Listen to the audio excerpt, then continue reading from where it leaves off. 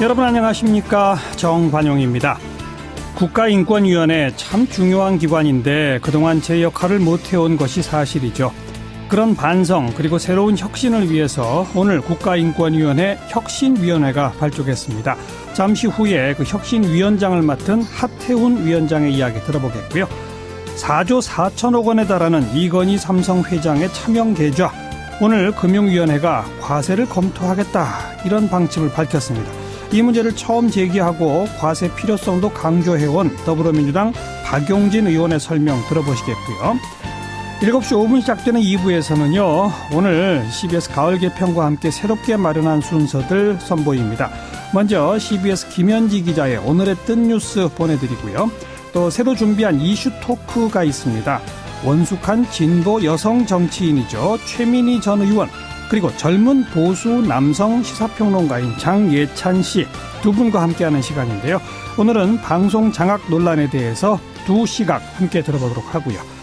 요즘 한창 떠오르고 있는 할로윈데이 유행, 그게 한국인에겐 어떤 의미일까요?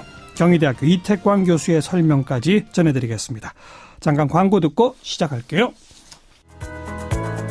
국가인권위원회, 그 지난날을 성찰해서 더 강한 국가인권위원회로 만들 청사진을 제시하는 자문기구 혁신위원회가 오늘 그 첫 발을 내딛었는데요. 그 하태훈 위원장을 연결해서 말씀 듣겠습니다. 안녕하세요. 네, 안녕하세요. 네, 하태훈입니다. 오늘 그 인권위원회가 그동안의 활동과 관련해서 여러 가지 반성해야 할 점이 있다고 생각한다, 이렇게 말씀하셨죠? 네네. 가장 반성해야 할 점이 뭐라고 보십니까? 가장 반성해야 될 점은 그 몇 년 동안, 최근에 몇 년 동안 이 인권위원회가 제대로 활동하지 못한 부분들이 있거든요. 예. 그러니까 이 인권 침해 상황에서 침묵을 지키거나 아니면 정부에 면죄부를 주는 이제 그런 활동들을 해왔기 때문에 그건 이제 반성적 성찰을 통해서 앞으로 인권위가 어떻게 나가야 되는지 하는 것 등을 마련하기 위한 그런 위원회라고 생각을 합니다. 예. 제가 국가인권위원회 하면 떠오르는 게 국가인권위원회가 상을 주겠다고 했는데 이 시상자로 결정된 사람이 나는 그 상 거부한다 이랬던 적이 있었거든요. 네. 그죠? 국민의 어떤 신뢰를 받지 못하기 때문에 그런 일이 벌어졌던 것이 아닌가 생각이 됩니다. 자, 바로 그 점, 반성해야 할 점, 국민의 신뢰를 잃은 핵심 원인이 어디 있다고 보십니까?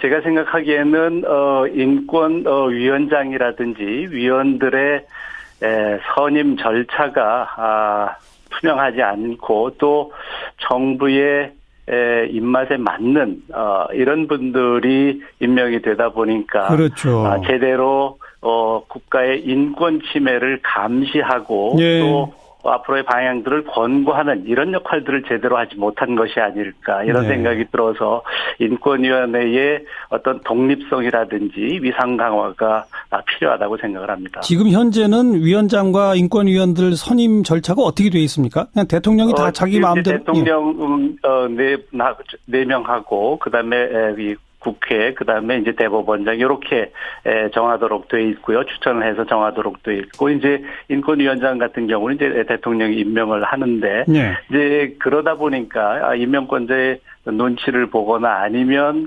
때로는 이제 법률가 중심으로 예컨대 이제 대법원에서 임명을 하다 보면 추천을 하다 보면 이제 법률가 중심으로 가게 돼서 어떤 권고 기능 이런 것 등을 제대로 하지 못하는 그런 문제도 있었습니다. 그러니까 대통령, 국회, 대법원장 합니다만 결과적으로는 여당 쪽에게 더 다수가 가게끔 되어 있는 그런 선임 구조잖아요. 네, 그렇습니다. 네. 자, 이걸 어떻게 바꿔야 될까요?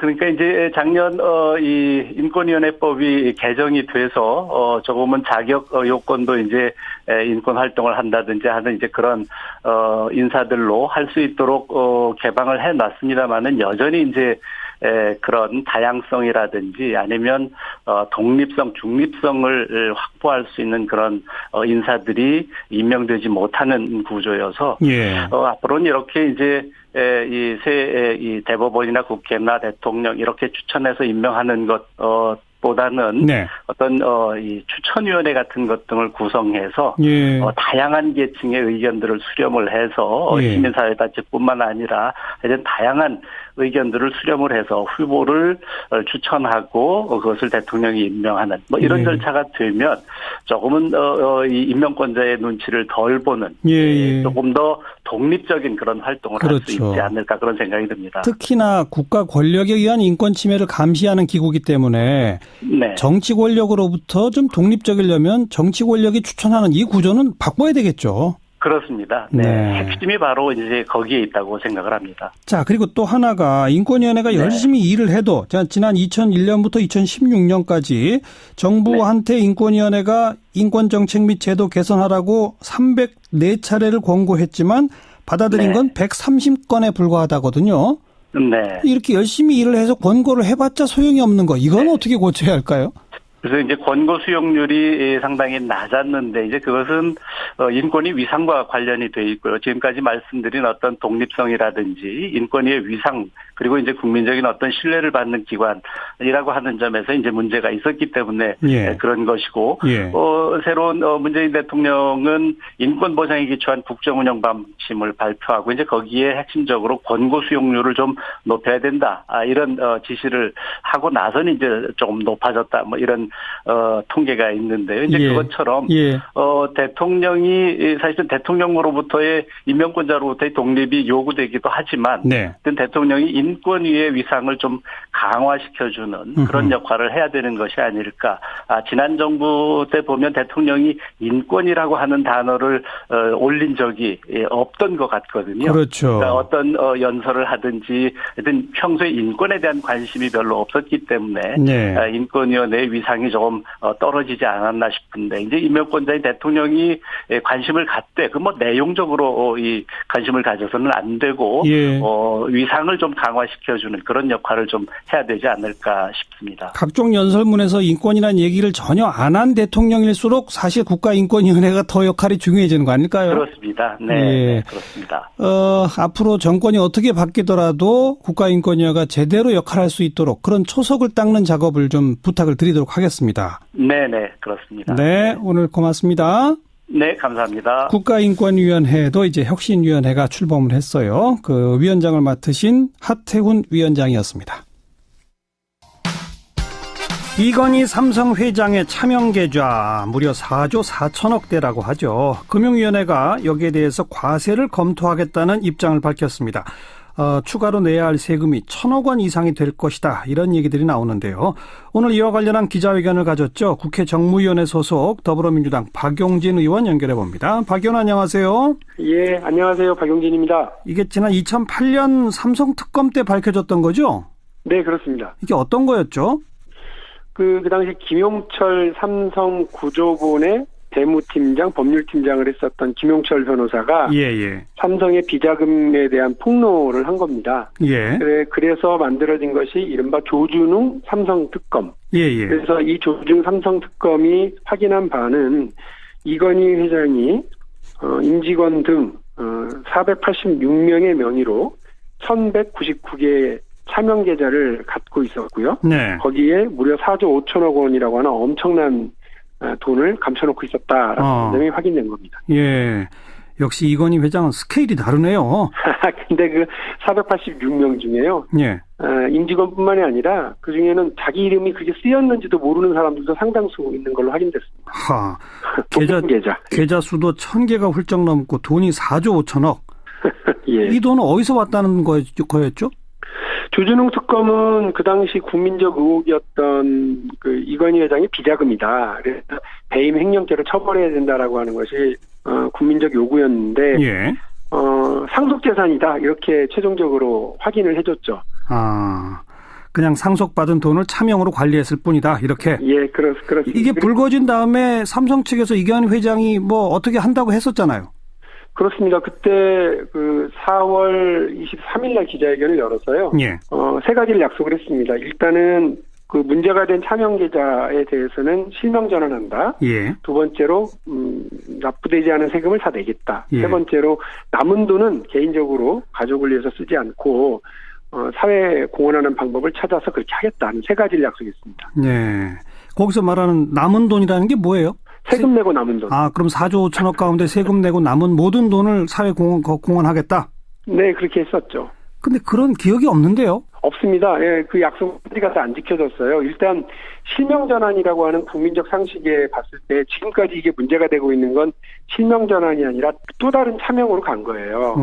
다시 말씀드려서 가령 김 과장 이름으로 삼성 김 과장 이름으로 가지고 있었던 숨겨놓았던 돈을 예. 이건희 명의로 이렇게 옮겨가는 것이 아니라 삼성 김 과장에서 삼성 이 과장으로 이름만 다른 사람 이름으로 다시 바꿔서 넣은 겁니다. 이거 그러니까 차명 계좌가 그대로 유지됐던 거죠. 네. 그리고 세금도 내야 할 돈을 다 내지 않았고. 네, 세금 내지 않았고요. 그리고 또 사회공헌도 알고 계시는 것처럼 없었습니다. 네. 그런데 이번에 금융위원회를 향해서 박용진 의원이 뭐 강하게 질타하니까 이 세금 매기는 거를 검토하겠다라고 답변이 나왔죠? 네, 그렇습니다. 16일 날 첫 번째 금융위원회 국정감사 때는요. 예. 이거는 그 실명전환 대상이 아니다. 그래서 금융실명제를 위반한 게 아니다. 예. 이렇게 이야기를 한 거예요. 이거 국민적 상식과는 전혀 맞지 않는 대답인 거죠. 예. 다시 말씀드려서 이 과장, 김 과장도 다 살아있는 실제 사람이니까 예. 그거는 실명에 의해서 열어놓은 거다. 돈 주인이 누군지는 무관하게 실명전환 대상이 아니다. 예. 그래서 금융실명제 위반이 아니다. 예. 따라서 세금 안 내도 된다. 예. 여기서 말하는 세금이라는 게요. 금융실명제법 5조에 규정이 되어 있는데 뭐라고 돼 있어요? 비실명 재산의 경우에 그 자산에 의해서 형성되어진 이자 및 배당 소득의 99%를 다 세금으로 내게 돼 있습니다. 예. 이른바 차등과세라고 얘기하는데 이런 조항이 있어야 사실 금융실명제가 그 힘을 발휘하는 거죠. 그렇죠. 예. 그런데 그거를 그대로 살아있는 사람, 예를 들면 마징가 제티 이름으로 개설한 게 아니라 예. 살아있는 박용진의 이름으로 개설했기 때문에 그 돈 주인이 누구인지는 무관하게 그는 실명전환 대상이 아니라고 계속 우겼던 거예요. 그래요. 그러니까 그 법 5조를 다르게 해석한 거군요. 그렇습니다. 주민등록번호가 있는 어떤 사람 것이면 그거는 실제 주인이 누구든 관계없이 99% 이자 소득 떼지 않는다. 이렇게? 네, 그렇습니다. 예. 근데 이제 오늘 와서 다시 떼겠다는 겁니까? 오늘 저희가 확인했던 거는 검찰의 수사, 금감원의 검사, 그리고 국세청의 조사 결과에 따라서 예. 국가기관에 의해서 차명계좌라고 확인이 되면 예. 금융실명제법 5조에 해당되는 거다. 예. 따라서 그거는 과세 대상이다라고 하는 입장을 명확하게 한 겁니다. 왜냐하면은 금융위원회가 아무리 그래도 국민 상식과 맨정신으로 생각할 때 예. 그거는 차명계좌가 아니다. 아니 차명계좌는 그 비실명재산 금융실명제법 위반이 아니라고 계속 우기지는 않았을 거 아니에요. 지난 10몇 년 동안 24년 동안 금융실명제를 운영해 오면서 금융위원회가 혹은 우리 당국이 이렇게 발행했었던 혹은 외부에 알려왔었던 금융실명제에 대한 운영 산람, 그다음에 법의 해석 이런 걸 다 따져서 보면 박용진 말이 맞는 거죠. 예. 그러니까 오늘 이제 이른바 백기를 들었다 이런 표현까지 듣는 겁니다. 예. 그리고 이미 이 계좌는 검찰 수사를 통해 확인된 차명 계좌 맞잖아요. 그렇습니다. 그러니까 이 부분에 대해서는 과세 대상인 것으로 알겠습니다. 분명히 얘기를 했습니다. 그 1199개 계좌에서 발생한 모든 이자 배당 소득의 99%를 이제 추가로 징수할 수 있게 됐다 이거로군요. 그렇습니다. 삼성은 지금까지 그냥 그 재산을 이건희 회장 자신의 것으로 만들기 위한 필요한 세금은 냈다는 거예요. 그러나 이 경우에는 금융실명법 위반이 될 경우에는 또 다른 90%까지의 차등과세를 하고 그 90%에 붙는 주민세 9%가 또 있기 때문에 99%를 다 내야 된다고 한다면 기존에 냈던 세금과의 그 차이 한 52% 정도의 세금을 더 내야 되는 겁니다. 근데 이게 아주 중요한 원칙이기 때문에 이 원칙이 확립되면 추가로 아까 말씀하신 검찰 수사나 금감원 조사나 국세청 조사를 통해서 확인된 차명 계좌라면 다 이런 추가 징수가 가능해지는 거네요. 그렇습니다. 그래서 제가 오늘 이거는 제2의 금융실명제 긴급명령으로 규정되어야 된다. 아주 거꾸로 서 있었던 금융실명제를 바로 세우는 역사적인 날이다. 이렇게까지 얘기했었어요. 당장 이 원칙 때문에 좀 떨 사람들이 꽤 있을 것 같은데요. 누가 떠오르세요? 상당히 많을 것 같은데요.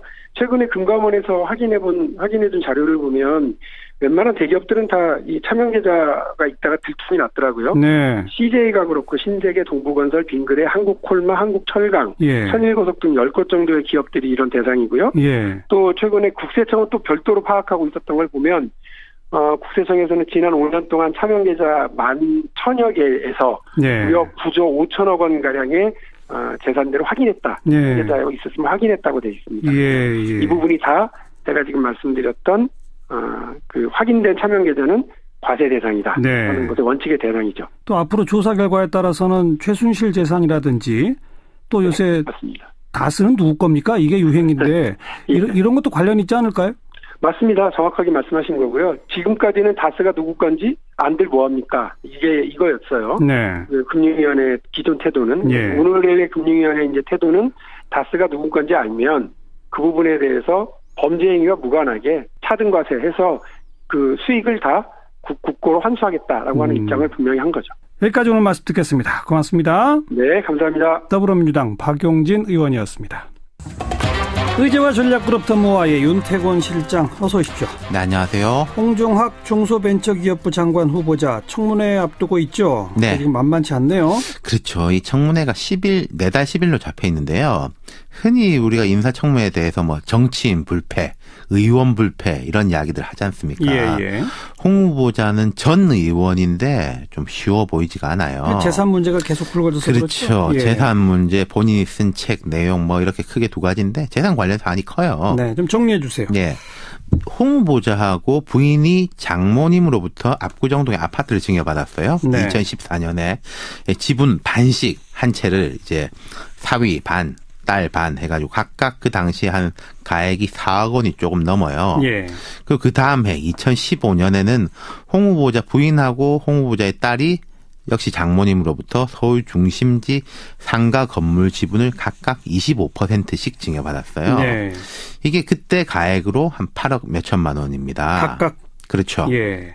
이게 첫 번째 이야기가 나온 게 쪼개기 증여 논란. 두 번째가 증여를 받으면 이제 증여세를 내야 되지 않습니까? 예. 홍 후보자가 처음부터 세금은 다 냈다 이렇게 이야기를 그랬죠. 했어요. 네. 홍 후보자 딸이 건물 지분 8억 얼마를 받았을 때 초등학교 6학년이었대요. 으흠. 지금은 중학생.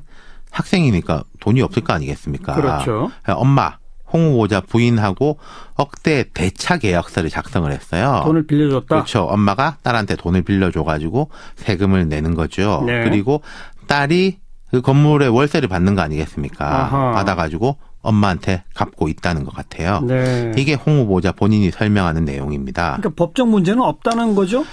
그렇죠. 근데 이제 딸이 그럼 임대사업자로 등록을 해가지고 그 월세 수입에 대해서도 신고를 하고 있는지 여기에 대해서는 아직 이게 정확한 확인이 안 되고 있는 것 같아요. 그건 세금 부과 대상이 되니까. 그렇죠. 예. 그것도 이제 곧 확인이 될 것 같습니다. 그런데 홍종학 후보자가 이 평소에 이런 그 부의 세습 이런 걸 비판해 온 사람이니까 더 문제가 되는 거죠. 그렇죠. 진보적 경제학자로 그 홍 후보자가 설파했던 그 주제가 과도한 부의 세습과 대물림은 문제가 된다. 예. 이게 불법적 부의 세습과 대물림은 당연하게 문제가 되는 거고. 네네. 근데 과도한 것 자체가 문제가 된다. 뭐 이런 거였거든요. 예.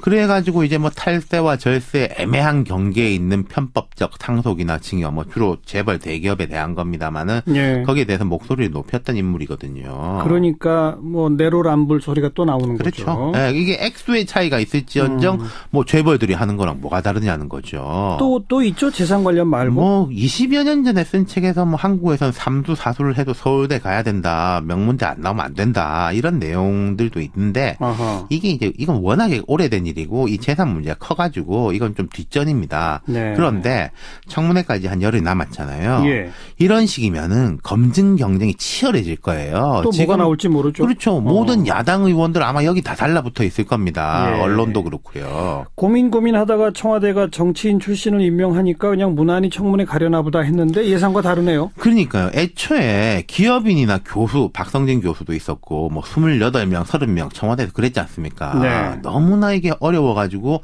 결국 정치인으로 돌아와서 홍 후보자가 지명된 거거든요. 예. 지명되자마자 이제 뻥뻥 터지네요. 그러니까 청와대는 사전 검증해서 이걸 걸렀나요? 어떻게 됐나요? 그러니까 재산 관련 사항 제가 지금 쭉 이야기 드린 건요. 이게 무슨 아주 비밀리에 된 것도 아니고 홍 후보자 국회의원 재직 중에 신고한데 다 나오는 겁니다. 물론 엄마가 딸한테 돈 빌려주고 이런 건 최근에 나오는 거니까 예. 청와대가 모르기도 어려운 거예요. 그러네요. 예. 딸이 엄마한테 돈 빌려서 증여세 낸 거 전 이것도 알았을 것 같은데 예. 지금 청와대가 좀 곤혹스러워하는 분위기인데 제가 볼 땐 청와대 분위기를 좀 납득하기 어려운 게 있습니다. 청와대 관계자의 발언이 절세와 탈세 경계선에 대한 해석이다. 후보자가 탈세가 아니라는 의혹에 대해서 정리해야 할 것 같다. 이게 인사청문회에서 정리해야 될 것 같다란 말이죠. 예. 자, 청와대가 홍 후보자를 지명을 했습니다. 예. 이것은 검증을 통과했다는 뜻이 아니겠습니까? 그렇죠. 탈세를 했다면 통과를 못했겠죠. 그렇죠. 그럼 청와대는 탈세가 아니라 절세라고 본 거 아니겠습니까? 그러니까 지명했겠죠. 그렇죠. 그럼 그게 그렇게 말하는 게 맞는 거예요. 그런데 그렇죠. 이게 국민의 눈높이에 맞는지에 대해서는 본인이 좀 소상하게 설명을 하는 게 적절하다. 이런 식으로 정리하는 게 맞는 건데 네. 탈세인지 절세인지 좀 애매한데 본인이 해명해라. 이런 거는 어떤 의미에서는 좀 책임이 떨어지는 거란 말입니다. 오히려 우리는 절세로 그냥 봤다. 국민들이 판단해 주십시오. 그렇죠. 이렇게 말하는 게 그러니까 맞죠. 지명을 한 거죠. 예. 인사청문회라는 취지 자체가 행정부하고 청와대에서 이 사람에 대해서 검증을 했으니까 문제가 없다. 혹은 문제가 조금 발생하더라도 이것은 이분의 이제 능력이라든지 이게 워낙 뛰어나기 때문에 예. 국회에서는 또 한번 검증해 주십시오. 이렇게 내미는 거거든요. 그렇죠. 근데 해석이 다르고 본인이 해명해야 될 문제고 이런 식으로 대처하는 것은 전 좀 잘못됐다고 생각해요. 이게 청와대가 몰랐던 사안이 만약에 불거졌다. 박성진 후보자 같은 경우에는 그런 면이 조금 그랬죠. 있었거든요. 예, 예. 그렇다면은 곤혹스러워하는 건 맞는데 이건 다 아는 사실이거든요. 네.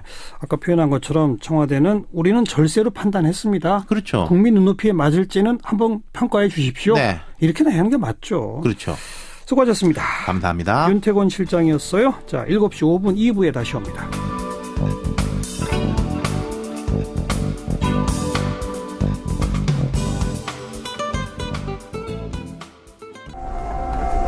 시사자키 2부입니다. 오늘부터 가을 개편을 맞아서 새롭게 선보이는 코너 시작합니다. 하루 화제가 된 뜬 뉴스들 정리해보는 코너인데요. CBS의 김현지 기자가 앞으로 수고하겠습니다. 김현지 기자 안녕하세요. 네, 안녕하세요. 네, 오늘 첫 시간인데 잘 부탁드려요. 네, 제가 더 잘 부탁드리겠습니다. 열심히 하겠습니다. 오늘의 뜬 뉴스 뭐부터 살펴볼까요? 네. 첫 소식부터 충격적인 소식을 전해드리게 됐습니다. 배우 김주혁 씨가 교통사고로 숨졌다는 뉴스가 전해졌는데요. 허허.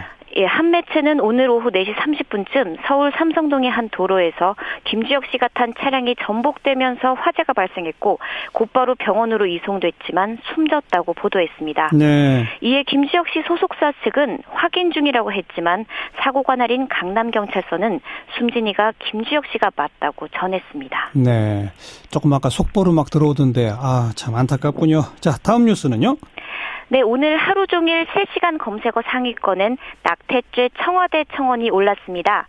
청와대 게시판에 낙태죄 폐지 청원이 등록됐고 마감인 오늘까지 30일간 23만 명이 넘는 사람들이 청원에 동의했기 때문입니다. 네. 소년법에 이어 두 번째로 청와대가 입장을 내놓게 돼서 더 주목받았습니다. 현행법상 낙태는 원칙적으로 불법인데요. 낙태죄 폐지 청원인은 여성에게만 책임을 물어선 안 된다. 자연유산 유도약인 미프진을 합법화해달라고 요청했습니다. 네. 네티즌들의 반응은 어떻습니까? 예, 낙태죄 폐지에 대해서는 옹호의 목소리가 더 크게 들립니다.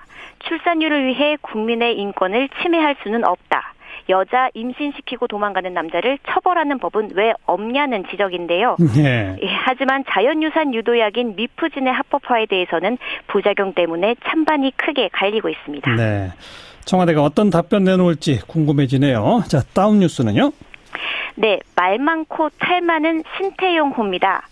신태용 감독은 다음 달 열리는 두 차례의 평가전에서 뛸 선수 명단을 오전에 발표했는데요. 예. 신 감독은 대표팀의 부진한 성적에다 히딩크 감독 복귀설까지 더해지면서 3kg이나 빠졌을 정도로 마음고생을 했다는 후문도 들리고 있습니다. 예. 예, 오늘 신태용 감독은 이번 달에 소집됐던 선수 가운데 13명을 제외하고 또 13명을 새로 뽑았습니다. 그런데 이번 발표 뒤 계속 언급되고 있는 선수는 오히려 명단에서 빠진 이동국 선수입니다. 아하. 최근 개인 통산 200골이라는 대기록을 세운 이동국 선수를 빼면서 신 감독은 이제 놔줘야 할 시기다. K리그 영웅을 아름답게 보내줘야 한다는 것이 내 개인적인 생각이라면서 제외한 이유를 설명했는데요. 예. 예, 하지만 이동욱 선수는 신 감독이 대표팀 감독으로 부임하면서 가장 먼저 데려왔던 선수이기 때문에 누리꾼들은 부를 때는 멋대로 부르고 은퇴도 마음대로 시키냐, 급할 땐 부르고 월드컵 진출하니 토사구팽이라면서 비난이 쏟아지고 있습니다. 요새 우리 축구 국가대표팀 성적이 좀 부진하니까 신 감독에 대해서 네티즌들의 감정이 별로 안 좋은 것 같군요. 예. 자, 다음 뉴스요. 네, 도널드 트럼프 대통령이 탄 차량을 향해 가운데 손가락을 치켜 세운 한 여성이 카메라에 포착돼 화제가 되고 있습니다. 네. 현지 시간으로 28일 오후 3시쯤 트럼프 대통령이 버지니아주 스털링에 있는 자기 소유의 골프장에서 빠져나오던 중 벌어진 일인데요. 차량이 골프장을 빠져나오면서 도로 위에서 자전거를 타고 가던 여성을 추월하자 이 여성은 차량을 쳐다보며 미국식 욕설인 가운데 손가락 치켜 세우기를 한 겁니다. 네. 심지어 대통령의 차량 행렬이 속도를 늦추면 다시 따라붙고 또 차량이 다른 방향으로 회전하기 전까지 계속 끈질기게 손가락 욕설을 한 것으로 알려졌습니다. 네. 신원은 아직 확인되지 않았지만 이 사진은 SNS를 타고 빠르게 퍼졌고요. 이를 본 미국을 비롯한 전 세계 누리꾼들은 유쾌하다는 반응을 보이면서 그녀는 여걸이다. 2020년 그녀를 대통령으로 라는 등의 퀴즈하는 글을 올렸습니다. 대통령으로 그녀를 뽑자 이런 얘기까지. 네네. 수고하셨습니다. 예, 감사합니다. 뜬 뉴스였습니다. CBS 김현지 기자였어요. 네, 매주 월요일 오늘부터 새롭게 또 선보이는 코너 시작합니다. 정치 사회적 이슈를 가지고 두 분의 고정 게스트 초대해서 이야기 나눠보는 이슈 토크 시간인데요. 자, 월요일마다 함께해 주실 두 분을 먼저 소개해 드리겠습니다. 민주언론 시민운동 출신이시고 바로 지난번 국회에 더불어민주당 의원을 지내신 바 있죠. 최민희 전 의원 어서 오십시오. 안녕하세요. 오래간만입니다. 네, 진짜 오래간만입니다. 이번에 국회를 못 들어가셔서 제가 부를 수가 없었어요. 그리고 맞은편에 앉으신 분은 요즘 이곳저곳 방송과 또 글을 통해서 활발한 활동을 펼치고 있는 보수 논객 시사평론가 장예찬 씨 어서 오십시오. 안녕하세요. 장예찬입니다. 네, 두 분 인사 좀 나누시고요. 예, 안녕하세요. 네, 처음 뵙겠습니다. 저도 처음 봬요. 네. 네. 저희가 이렇게 두 분을 고정 게스트로 초대한 이유가 뭔지 혹시 아시겠어요? 잘 모르겠습니다, 사실은. 그래요? 네.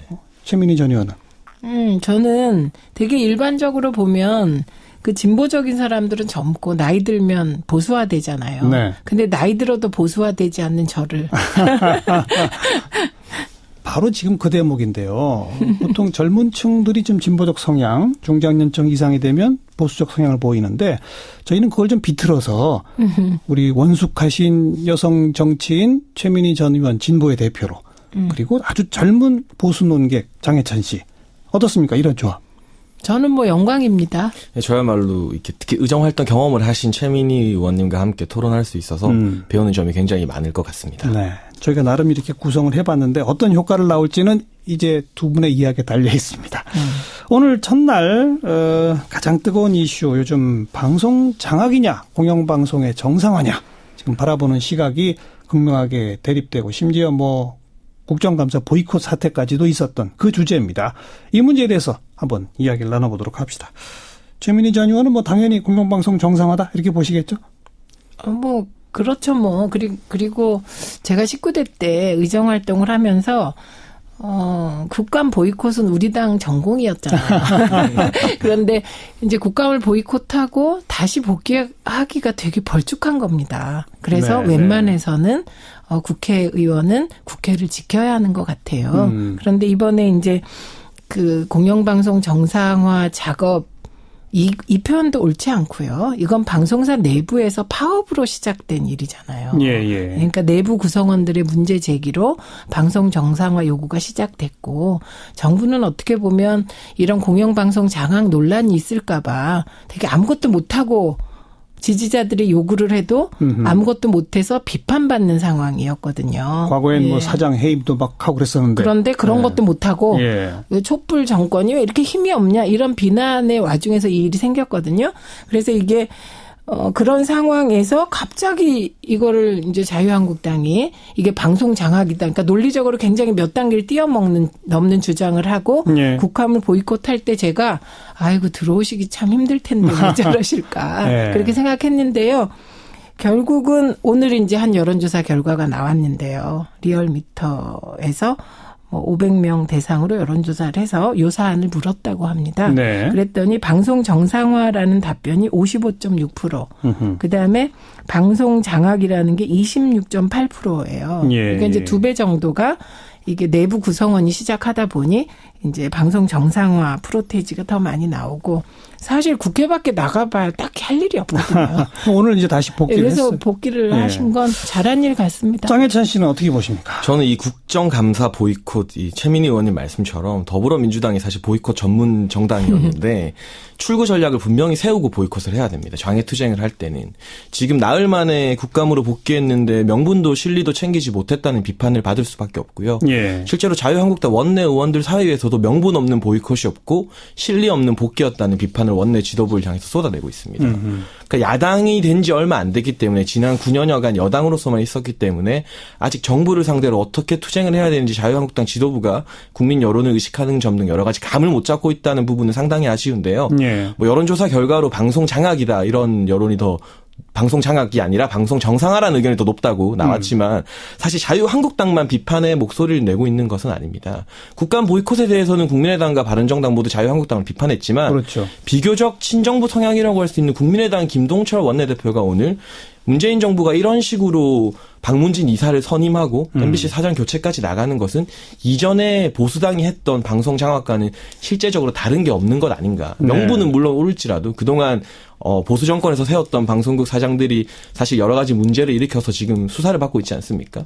그런 명분이 옳다 하더라도 절차적으로 이전 정부가 했던 방송 장악과는 다를 바 없다. 그렇기 때문에 그러니까 지금 방통위가 박문진 이사 2명의 이 보궐로 선임한 것이 잘못됐다고 보시는 거예요?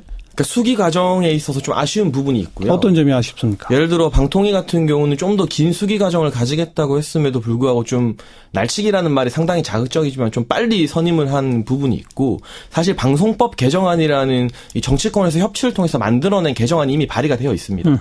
더불어민주당이 2016년 7월에 주도적으로 발의한 법안이고 예. 그 법안을 통과하게 되면 여러 가지 방송 장악 문제나 방송 정상화 문제가 정권의 바뀜과 상관없이 절차적으로 민주적으로 제도가 보완이 되는데 예. 그 제도를 이제 자신들이 정권을 잡았다고 자신들이 추진했던 법안을 팽개치고 예전과 똑같은 방식으로 사장 교체에 나서는 것은 그 명분이 옳다 하더라도 국민의당에서마저도 비판할 여지가 있다. 자유한국당만의 몽리는 아니다는 말씀을 제가 드리고 좀 싶습니다. 보완 설명하면 그 방송법 개정안 나와 있는 거는 공영방송의 이사진 구성을 뭐 몇 대 몇 이걸 이제 하나로 법률로 통일을 하고 하지만 사장을 뽑을 때는 3분의 2가 찬성해야 뽑을 수 있도록 하는 그런 개정안 네, 말이죠. 특별 다수제라고 합니다. 그러니까 그런 것을 먼저 통과시킨 후에 하는 게 순서라고 말씀하신 거죠? 그래야만 이제 좋습니다. 절차적 정상. 최민희 저는 어떻게 보세요? 이 대목에 대해서.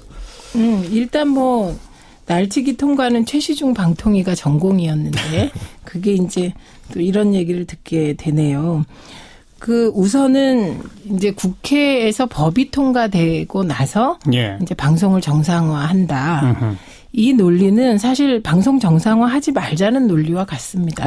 왜냐하면 그 우리 당이 2016년에 발의했던 그게 공영방송 지배구조 개선법이거든요. 예. 그 법을 논의하자고 계속해서 우리 당은 주장을 해왔고 그리고 이 생각엔 변함이 없습니다. 빨리 법을 통과시키자. 예. 그런데 이 법에 대해서 논의조차 안 해줬던 당이 자유한국당입니다. 네, 그리고 바른정당의 유승민 대표님은 19대 때 같이 일을 해서 제가 공영방송 지배구조법 통과시켜서 우리가 어떻게든 중립화시켜서 방송 논란하지 말자는 거에 늘 동의하셨어요. 네. 이렇게 만나서 얘기하면. 근데 바른정당도 방송법 논의에는 찬성하지 않으셨습니다. 예, 그래서 그 김동철 의원이 얘기한 뭐 법을 통과시켜서 제도적으로 완성하자 옳은 얘기입니다만 지금의 국회 구성으로는 불가능한 말씀을 하고 계시기 때문에 그것은 지금 사리에 맞지 않다. 이건 장해찬 씨한테 말씀드립니다. 물어볼 수밖에 없는 게 지금은 이제 야당 신세가 된 게 자유한국당 아니겠습니까? 그렇죠. 과거 여당 시절에는 몰라도 지금 야당이 됐단 말이에요. 근데 그 특별다수제라고 하는 법 개정은 야당이 힘을 세게 만드는 거잖아요. 협의를 해서 이제 중간에서 야당과 여당이 모두 인정하는 후보 사장을 내자는 기존 법률에 의하면 그냥 뭐 조금 심하게 표현해서 정부 입맛에 맞는 사장을 선임할 수 있는 그런 그렇죠, 형태라면 그렇습니다. 3분의 2가 동의한다는 얘기는 야당 추천 이사도 동의할 수 있는 정도의 사장은 그래도 하자는 거잖아요. 그렇습니다. 그런데 왜 자유한국당과 바른정당이 여기에 지금 논의에 참여를 안 합니까? 바른정당 같은 경우는 공식적인 입장을 냈는데 방송법 개정안 찬성이고 이걸 먼저 통과시키는 게 순서라는 입장을 아닙니다. 냈고요. 찬성 아닙니다. 논의는 해보겠다 이 정도. 네, 뭐 긍정적으로 전향하겠다는 거고 자유한국당에서도 공식적인 당론이 나오진 않았지만 방송법 개정안을 먼저 논의하자는 이야기들이 나오고 있습니다. 언제 나왔습니까? 그건 사실이 아닙니다. 지금의 국회 상황에서 사실 국민의당이 김동철 원내대표 주도로 이 부분을 굉장히 동의하고 있고요. 그리고 바른정당 같은 경우도 일방적으로 박문진 이사가 선임되어서 사장이 교체되는 것보다는 이 부분에 대해서 긍정적으로 논의할 여지가 충분히 있는 상황에서 또 여러 가지 힘을 집권 여당이 갖고 있잖아요. 그리고 집권 여당이 야당이었을 때 추진했던 법안을 먼저 솔선수범해서 제도적 완비하는 모습을 보여준다면 우리가 정권이 바뀔 때 갈라먹기식으로 방송국 사장을 나눠먹는 관행이 패소되는 게 사실 적폐청산 아니겠어요? 사람을 바꾸는 게 적폐청산이 아니라 불합리한 제도를 바꾸는 게 적폐청산이라 생각하는데. 자, 말씀하세요. 최민희 전 의원. 지금 사실이 아닌 건 얘기하면 안 되죠. 예, 바른정당이 우리가 낸 법안에 찬성하거나 이런 거 아닙니다. 방송법 개정을 논의해보자 이런 얘기고요. 자유한국당은 그 얘기를 공식적으로 했다는 말을 제가 들어본 바가 없기 때문에 그거는 아닌 거죠. 아니, 그럼 최민희 전 의원한테 오히려 여쭤볼게요. 지금 자유한국당한테 좋은 개정안이잖아요. 네. 근데 왜 반대하죠? 거기에 비밀이 있습니다. 어떤 비밀인 거예요? 지금 이제 자유한국당은 현재의 이사 구조, MBC건 KBS건 이게 자유한국당이 절대적으로 유리한 구조입니다. 예, 구 여권 시절에 이 시스템이 되었고 김장겸 사장도 거의 탄핵 과정에서 올 초에 임명하지 않았습니까? 그때 임명하지 말라는 요구가 있었는데 임명을 강행했습니다. 네. 그래서 이제 노조와 내부 종사자들은 김장겸 사장으로 자유한국당이 알박기를 했다. 이런 비판까지 받았던 거거든요. 그다음에 KBS 고대영 사장도 자유한국당 쪽의 성향으로 임명된 인물입니다. 그런데 방송법 논의를 해서 법이 통과되면 이 체제가 깨지면서 소위 이제 지금 자유한국당에 굉장히 가깝다는 김장겸 사장은 물러나야 됩니다. 그리고 이사가 다 해체됩니다. 그래서 새로 구성하게 되겠군요. 예, 새로 다 구성되기 때문에 이 이명박 박근혜 정부가 해놓은 방송 장악 틀이 깨지게 되는 거죠. 그래서 논의에 응하지 않았던 것이 속사정입니다. 지금도? 예, 근데 지금은 또 좀 달라지고 있네요. 그거는 아직까지 공식적인 입장이 안 나왔기 때문에 제가 다른 당 입장을 얘기하는 건 맞지 않는 것 같습니다.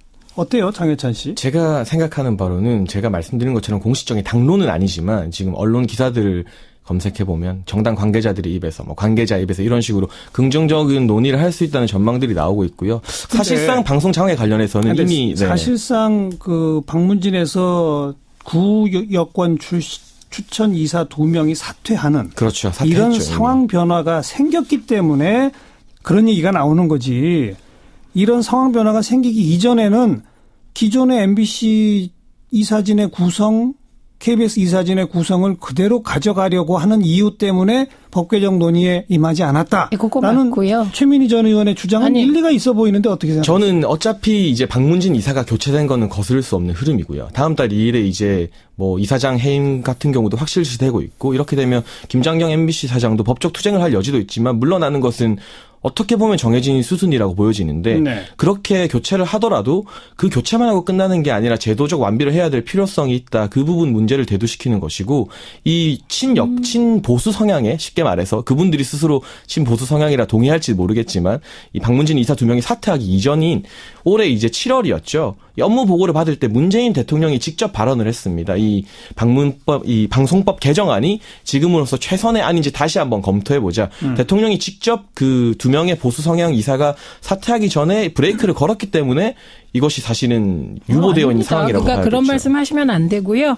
우리가 사실을 갖고 얘기를 해야 되고 지금 정확한 것은 당 관계자가 무슨 얘기를 했다. 이거 하나도 중요하지 않습니다. 사실 2017년 8월에 대통령이 이걸 브레이크 건 거는 사실이잖아요. 사실 제가 없는 이야기를 한 건 아니기 때문에. 브레이크 걸었다. 이것도 맞지 않는 말입니다. 그런 발언이 있었던 것은 맞죠. 네, 발언이 있었는데 그 발언은 방통위 업무보고 과정에서 나왔던 발언이고요. 그리고 그 후에 우리 당에서 계속 논의하겠다. 이렇게 얘기를 했기 때문에 법 개정 논의하고 추진하겠다. 법 개정 논의하고 우리는 추진하겠다 이렇게 했고요. 예. 이게 이명박 박근혜 시대에는 대통령이 얘기하면 여당이 쫓아갔는지 모르지만 우리 당은 안 그런 거 잘 아시지 않습니까? 네, 네. 그래서 그건 불가능한 얘기고 자유한국당의 공식적인 입장이 바뀐다면 그건 원내대표나 당대표 입을 통해서 방송법 개정에 대해서 논의하자. 이렇게 나올 때 우리가 이 자리에서 논의할 수 있다고 생각을 합니다. 우선 지금의 공영방송 MBC, KBS가 지난 몇 년 동안 보여주었던 부분에 대해서는 우리 장해찬 씨가 어떻게 보세요? 저는 책임을 질 여지가 분명히 있다고 생각합니다. 그리고 자유한국당에서 지금 뭐 이사가 자신들이 추천했던 이사가 퇴임하자 그 추천권을 자신들이 그대로 가져와야 된다고 주장하고 있잖아요. 이건 예. 사실 사리에 맞지 않거든요. 왜냐하면 열린우리당 시절에 2008년에 열린우리당 추천 KBS 이사들이 사퇴했을 때 그 후임 보궐 이사를 당시 여당인 한나라당이 추천하고 임명했던 전례가 있습니다. 있군요. 예. 그 전례를 그대로 민주당이 사실은 답습하고 있는 것이기 때문에 뭐 국민의당에서 제기하는 것처럼 절차적 저희들도 같이 하자 이게 좀 더 타당한 의견 같지만 이 민주당이 행태가 단순히 뭐 방송 장악이라거나 이런 식으로 전례에 없던 포커를 한다 이렇게 볼 수는 없고요. 네.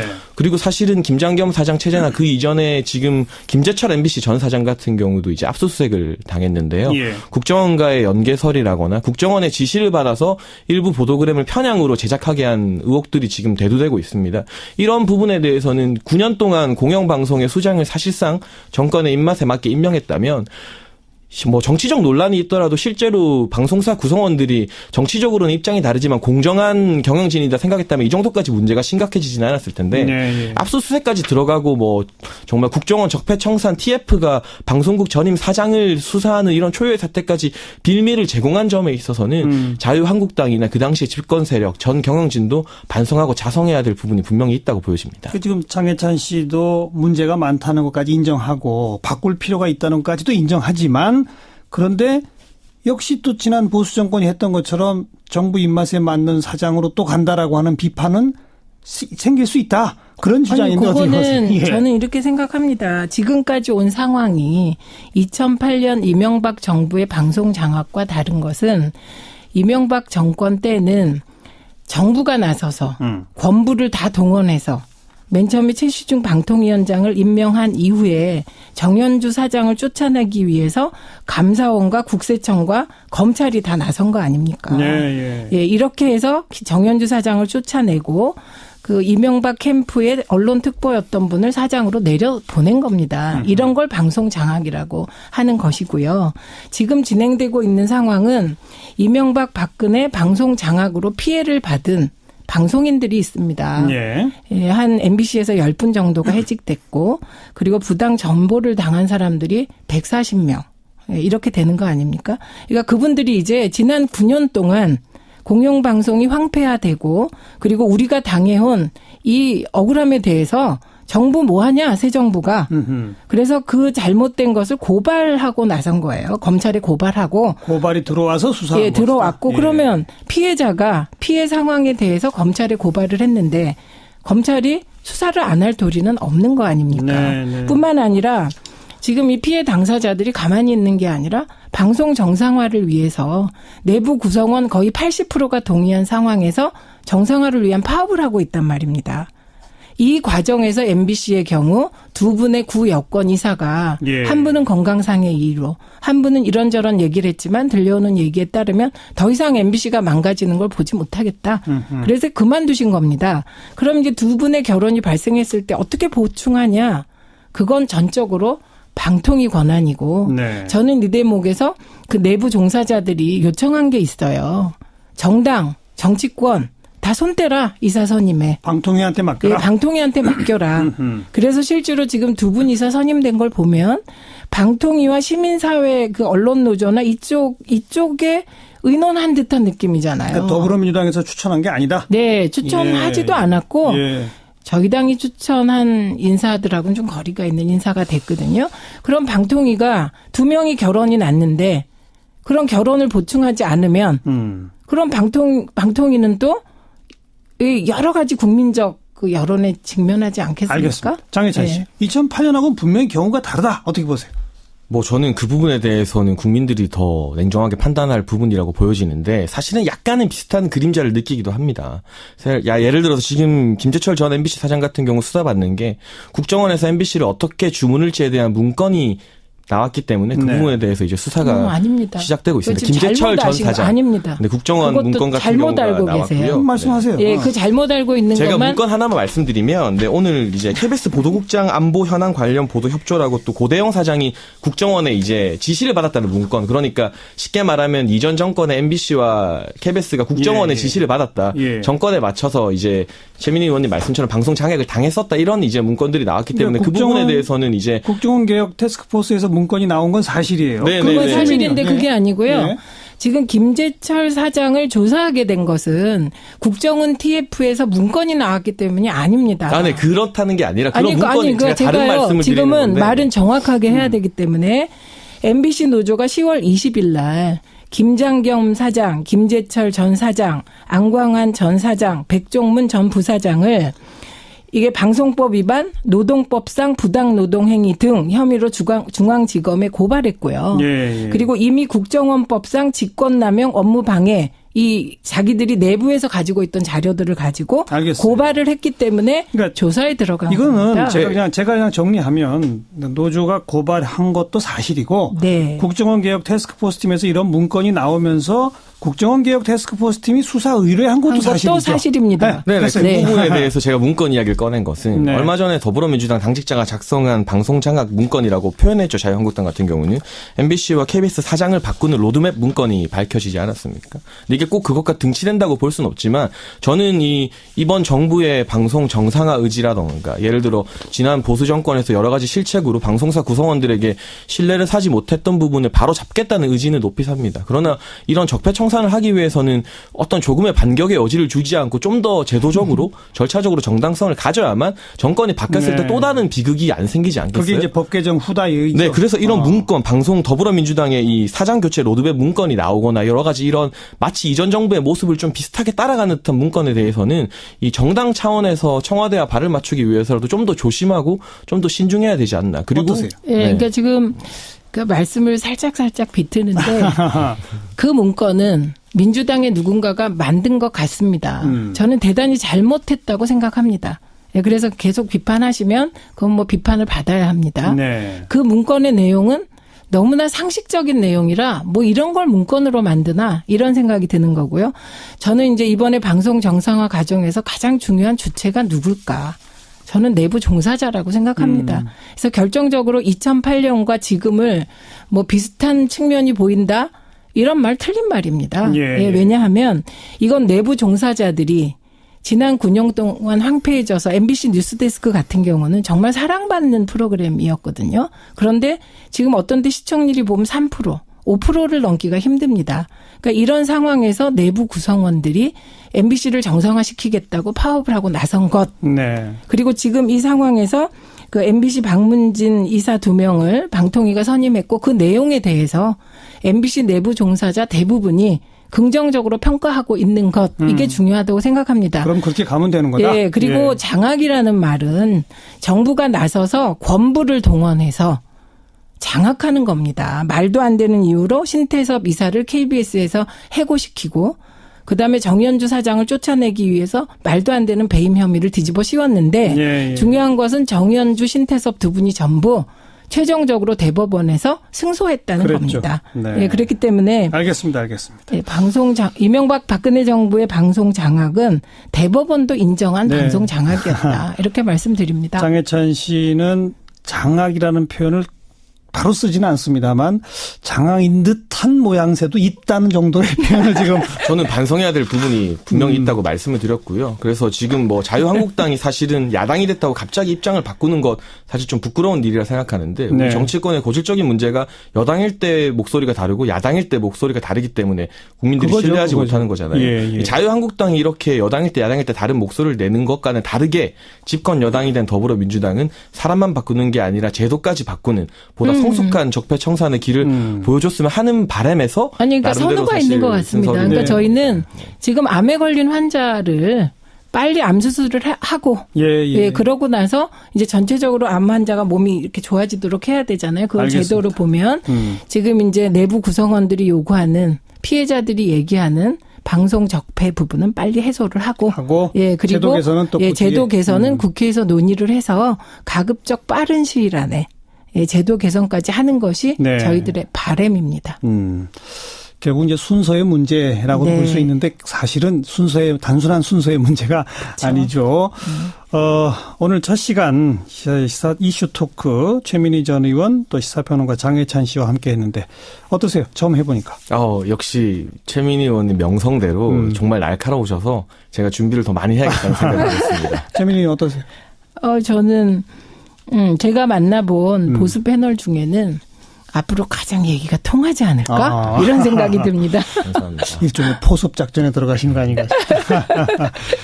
저도 그저 한마디만 덧붙인다면 뭐 일종의 저의 논평인데요. 왜냐하면 작년 뭐 초부터 국회에서 이 정권이 언제 어느 당으로 갈지 모르는 상황인 작년 상황에서 이 방송법 특별다수제 채택하는 이거는 빨리 좀 하자라는 네. 주장을 저희 프로그램에서 굉장히 자주 했었거든요. 근데 그때 자유한국당 그 당시에 여당이 일절 응하지 않았던 것 분명히 비판받아야 한다고 저는 생각을 하고요. 솔직히 지금 이제 정권 교체가 된 후에 작년보다는 더불어민주당이 이 법을 강하게 밀어붙이는 추진력이 조금 떨어져 버린다는 것 역시 객관적인 현실인 것 같아서 역시 여야 가릴 것 없이 정치적 상황에 자기들의 행동이 좀 구속받는구나라는 생각은 하게 됩니다만 아무튼 오늘 두 분이 강조해 주신 것처럼 시점이 언제가 될지는 모르겠으나 공영방송의 이 중립화, 공정화를 위한 제도 개선은 있어야 한다. 이 정도로 오늘 마무리를 지었으면 좋겠습니다. 최민희 전 의원, 시사평론가 장혜찬 씨 두 분 고맙습니다. 고맙습니다. 사운드 오브 뉴스 시간입니다. 김민아 기자 어서 오십시오. 안녕하세요. 이제 사운드 오브 뉴스 시간 오늘 개편을 맞아서 오늘부터는 하루 가장 귀를 솔깃하게 했던 오늘의 소리 하나씩 들어볼 텐데요. 첫 번째 오늘의 소리가 어떤 겁니까? 자유한국당이 국회에 복귀해서 여러모로 좀 시끄럽고 혼란스러웠는데 이 국회의 소리를 한번 같이 들어보시죠. 저희 자유한국당이 오늘 국감에 임하기로 결론을 내렸습니다. 위원장 들어오고 싶을 때 들어오고 위원장 나가고 싶을 때 정회하고 나가버리고. 어느 정권이나 방송을 장악하려는 시도가 있었습니다. 박근혜 이명박도 없었다고 부인하지는 않겠습니다. 그러나 그 정도를 이거는 10분지 1, 10분지 2도 안 됩니다. 방통위와 방문진은 그 공영방송 장악을 위한 꼭두각시 인형으로 그 연출과 기획은 현 집권 세력. 혹시 도종환 장관님 나오셨나요? 아니 종합감사가 오늘 있는데 어떻게 그 출장을 가시면 자유한국당만 쳐다보고 저희가 일정을 결정할 수는 없는 거 아닙니까? 하여튼 입은 삐뚤어져도 말은 바로 해야 됩니다. 야당의 논리가 있는 것인데 이것에 대해서 무시하는 발언은 적절하시지 않다는 말씀을 드립니다. 네, 제가 들어보니까 앞부분은 과학기술정보방송통신위원회 맞죠? 그렇습니다. 뒤는 교문이 그죠? 그렇습니다. 예. 이번 사태 진앙지라고 볼 수 있는 이 과방이 이제 과학기술정보통신부 국감 일정이 있었는데요. 제대로 진행이 안 되고 들으신 대로 공영방송 문제 이걸로 계속 입씨름을 오가는 상황이었습니다. 네. 또 교문위는 이제 문체부 국감이 있었는데 도종환 장관이 나오지 않았다. 이 점을 이제 자유한국당이 문제를 삼는 그런 장면들이었습니다. 장관은 어디 갔어요? 도종환 장관은 평창 올림픽 관련해서 그리스 올림피아에서 채화된 성화를 이걸 인수를 또 해야 되지 않겠습니까? 그걸 이제 가지러 간 것이고요. 여당은 이미 합의된 일정이고 차관이 대신 참석했으니까 그냥 국감 진행하자 이렇게 얘기를 하고 있는데 교문위원장 맡고 있는 국민의당 유석엽 의원이 감사 중지를 이제 결정한 것입니다. 그래서 네. 이후에 4당 간사 협의를 통해서 오늘 국감을 일단 정상적으로 진행하고 다음 달 10일에 전체 회의에서 도종환 장관에게 추가 질의를 기회 주는 걸로 타협을 하는 이런 상황이 쭉 진행이 됐습니다. 네. 어쨌든 그래도 자유한국당이 국감에 복귀했으니까 다행인데 속내는 복잡하겠죠? 그렇습니다. 이게 다음 달 8일에 트럼프 대통령도 오고 하니까 뭐 보이콧을 장기화시키는 그런 것은 이제 불가능했던 것 같고요. 그런데 진짜 문제는 내부의 문제, 박근혜 전 대통령 출당 아니겠습니까? 지금 출당을 추진하는 홍준표 대표와 이를 막으려는 친박계 인사들이 본격 충돌하는 양상이어서 말씀하신 대로 그야말로 복잡한 상황입니다. 다음 달 3일에 이 문제를 처리하기 위해서 최고위가 소집이 되는데요. 문화일보의 보도를 보면 최고위원 총 9명 중에 이 박근혜 전 대통령의 출당에 찬성하는 사람이 3명, 반대하는 사람이 3명, 중립이 3명 이렇게 좀 나뉘어 있다라는 것이죠. 어떻게 될지 모르겠네요. 그렇죠. 네. 그리고 김무성 의원이 귀국하면서 바른정당의 통합파들 모였잖아요. 그렇습니다. 지난 주말에 이제 모임을 가졌는데 그래도 좀 뭐랄까요, 가속 페달이 밟는 이런 상황이 이어지고 있는데요. 오늘 나온 보도를 종합해 보면은 박근혜 전 대통령 출당만 이루어지면 서청원, 최경환 의원 거치는 문제 삼지 않겠다라는 게 이 바른정당 통합파의 어떤 분위기라고 합니다. 예. 그래서 3일날 만약에 자유한국당 최고위가 박근혜 전 대통령의 출당을 확정을 하면 한 11월 6일에서 7일 정도에는 탈당에 결행되지 않겠는가라는 게 이 통합파들의 입장이 아니냐 이렇게 보도가 나오고 있습니다. 몇 명이나 탈당하는 겁니까? 지금 통합파들 계산에 따르면 최소 7에서 8명 정도라고 하는데 아하. 서로 산수가 뭐 정확히 맞는 그런 상황은 아닌 것 같고요. 서로 자기 편이 많다고 하겠죠. 그렇죠. 예. 어쨌든 11월 1일 내일 모레 의원총회에서 김무성 의원이 직접 나서서 뭐 마지막 설득까지 해본다 뭐 이런 얘기들이 나오고 있기 때문에 그때는 뭐 대략 가닥이 잡히는 이런 상황이 되지 않을까 추론해 봅니다. 네. 다음 뉴스는요? 빙상스타 출신의 이규혁 씨 일가가 24년간 빙상단체 회장직을 독식했다. 이런 뉴스가 화제가 되고 있는데요. 24년이나? 그렇습니다. 예. TV조선 등의 보도에 따르면 1991년에 이제 전국 빙상연합회가 설립이 되는데 2016년 3월까지 정부 지원을 받아 운영이 됐고 이후에는 빙상연맹으로 통합이 됐다는 겁니다. 네. 그런데 이규혁 씨 부친인 이익환 씨가 1992년부터 8년 동안 제2대, 3대 회장을 이제 지냈고 2000년부터 15년 동안은 이규혁 씨의 모친인 이인숙 씨가 5번 회장을 연임했다고 하는 거죠. 그리고 2015년 5월부터는 이규혁 씨가 빙상연맹 통합 전까지의 회장을 이제 역임을 했고 그 삼촌인 이태환 씨는 2000년부터 16년 동안 사무처장으로 근무를 했다니까 아하. 이게 거의 가족회사였다라는 게 이런 보도들의 내용들입니다. 그러네요. 근데 그런 식으로 운영하면서 뭐 일감 몰아주기를 했다고요? 국회 교문위 소속의 국민의당 송기석 의원이 공개한 2009년부터 2015년까지의 이 빙상연합회의 회계자료 결산서를 보면은 이 기간 동안 규스포츠라는 회사하고 1억 429만 원 상당의 계약을 체결한 이런 사실이 나와 있거든요.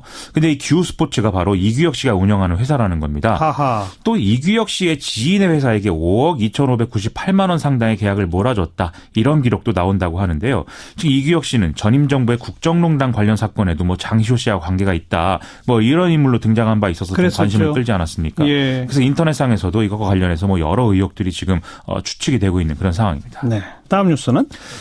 친모, 이부 동생, 의붓아버지 등의 자기 가족 3명을 살해하고 뉴질랜드로 도망친 용의자가 2015년에 현지에서 냉장고, 세탁기, 전자레인지 등을 훔친 혐의가 있어서 지금 현지 법원에 기소됐다. 이런 사실이 밝혀진 거 뉴스로 보셨을 텐데요. 네네. 그래서 이 사람의 송환 여부에 지금 관심이 집중되고 있다라는 것입니다.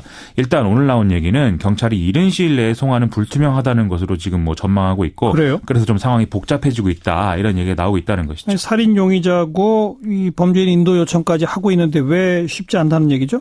이게 이제 절도 혐의와 관련한 현지 법원의 판결이 좀 우선될 수밖에 없는 상황이어서 송환 절차가 늦어지게 된다는 것이고요. 만약에 여기서 실형을 선고받게 되면은 이 현지에서 이제 형을 마친 뒤에나 송환 절차가 진행될 가능성이 높아지기 때문에 더 이제 문제라는 겁니다. 그리고 이제 막 석방이 되더라도 송환에는 원래 이제 6개월에서 1년 정도 시간이 최대로 걸릴 수 있다라는 게 또 일반적인 일이라고 하고 뉴질랜드 법원이 심사를 해서 법무부가 최종 결정하는 좀 복잡한 절차를 거쳐야 돼서 이런 거라고 하거든요. 그래요. 참 생각해보면 답답한 노릇이라는 거죠. 또 하나 화제의 사건이고 NC소프트 윤송희 사장 부친 살인 사건이잖아요. 그렇습니다. 새로 밝혀진 내용이 있다면서요.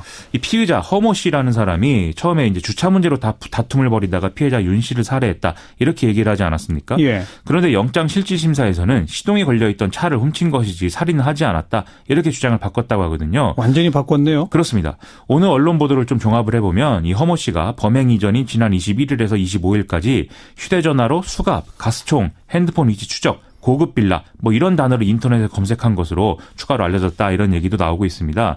또 범행 이후인 26일에는 살인, 사건 사고 이런 것들을 또 검색했다고 해서 화제가 되고 있습니다. 이런 검색의 의미가 뭘까요? 맥락상 강도 목적으로 범행을 했고 이 과정에서 윤 씨가 숨지니까 그 결과를 알아보려고 한 거 아니냐 이런 주장이 가능하다라는 얘기인데요. 예. 이 사람은 자기 앞으로 2천에서 3천만 원 정도 그리고 모친 앞으로는 5천만 원의 빚이 현재 있고 이것 때문에 매월 원금과 이자로 월 200만 원에서 300만 원씩 갖고 있다. 이런 진술을 한 것으로 알려지고 있거든요. 어쨌든 계획살인이라는 정황은 계속 나오고 있는데 범행 동기는 아직까지 불투명한 상황이기 때문에 이거는 경찰 수사를 좀 더 지켜봐야 될 것 같습니다. 네. 또 하나 화제의 사건, 이른바 어금니 아빠 사건도 새로 나온 게 있죠. 그간 이영학의 아내 최모 씨가 과연 자살한 게 맞느냐, 이게 이제 의문이 제기되는 부분인데요. 경찰이 자살로 잠정 결론을 내렸다라는 이제 소식이 전해지고 있습니다. 현장 분석을 해보면 화장실 창문에서 이 최모 씨가 떨어졌을 가능성이 큰데 여기서 누군가 밀어서 뭐 넘어갔다 이렇게 보기에는 창문이 너무 작다는 것이고요. 또 부검 결과 시신에서 약물이나 외부 상처가 나오지 않았다는 점도 자살이라는 결론을 내리는데 중요 근거가 됐다고 나오고 있습니다. 또 당시 목격자들이 싸우는 등의 시끄러운 소리를 들은 바가 없다 이렇게 증언한 것도 고려가 됐다고 합니다. 그보다 더 중요한 건 후원받은 돈 가운데 딸 병원비로 쓴 거는 진짜 얼마 안 된다면서요? 경찰이 이영학이 모금한 한 13억 원 정도의 후원금 중에 실제로 딸 병원비로 사용한 돈은 700만 원 정도에 불과하다. 이런 사실을 확인했다고 하는데요. 자, 점입가경입니다. 그렇습니다. 네. 네, 수고하셨어요. 고맙습니다. 김민아 기자였습니다. 가을 개편으로 시사잡기도 이제 음악 한 곡씩 듣겠습니다. 지금 흐르는 곡 This is Halloween, 영화 크리스마스 이브의 악몽 중에서 듣겠습니다. 네, This is Halloween 함께 들으셨는데 바로 내일이 그 할로윈 데이입니다. 어느새 우리나라에서도 이 독특한 복장하고 할로윈 축제 즐기는 분위기가 급속도로 확산되고 있죠. 어린이들 또 젊은 층들에서 빠르게 확산됩니다. 하지만 또 한편에서는 남의 나라 귀신 행사, 외래 명절 왜 우리가 이러느냐 뭐 이렇게 비판적으로 보는 분들도 있고요. 문화평론가 이택광 경희대 교수는 어떻게 볼까요? 이 교수님 오래간만입니다. 네, 안녕하십니까. 네. 할로윈 데이가 뭐예요? 네. 왜 언제부터 어떻게 생긴 거예요? 할로윈은요, 원래 이제 그 아일랜드 풍습이었는데요. 그 아일랜드 이민자들이 미국에 가져가가지고 지금 이제 우리가 알고 있는 할로윈 그 데이가 되었고요. 예. 원래는 이제 기독교가 이제 유입되면서 거기에서 금지된 그 이교 문화가 이제 한 번씩 이제 그 금지되었던 귀신들에게도 이제 외출할 수 있는 권한을 준다는 그런 의미가 있었어요. 예. 그래서 이제 뭐 잭이라는 그런 그 전설에 따르면 사람이 너무나도 이렇게 그 사기를 많이 쳐가지고 지옥에도 들어갈 수 없게 되고 그래서 랜턴을 들고 이렇게 숲을 배회했다 뭐 이런 전설이 있는데 그런 전설들이 이제 변형이 되어서 지금 우리가 알고 있는 호박 인형이 랜턴이지 않습니까? 그런 걸 들고 다니는 어떤 그런 풍습도 생긴 거죠. 네. 그래서 이제 미국 같은 경우는 그게 상당히 이제 가족 단위나 마을 단위로 이루어지는 그런 축제에 가까운데 이제 우리나라나 이제 일본 같은 경우는 상당히 이제 상업화된 그런 양상을 보이고 있다고 볼 수가 있습니다.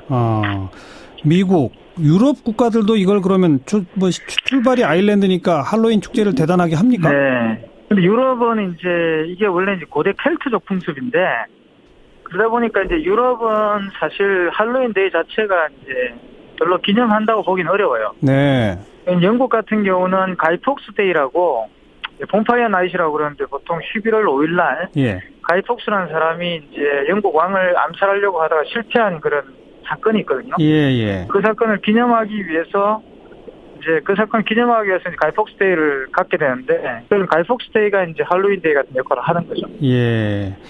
그런데 아무튼 요 몇 년 사이 빠른 속도로 어린이들 그다음에 젊은 층 사이에 할로윈 축제가 아주 대유행으로 번지고 있지 않습니까? 그렇습니다. 그 현상을 우리 이 교수는 어떻게 보세요?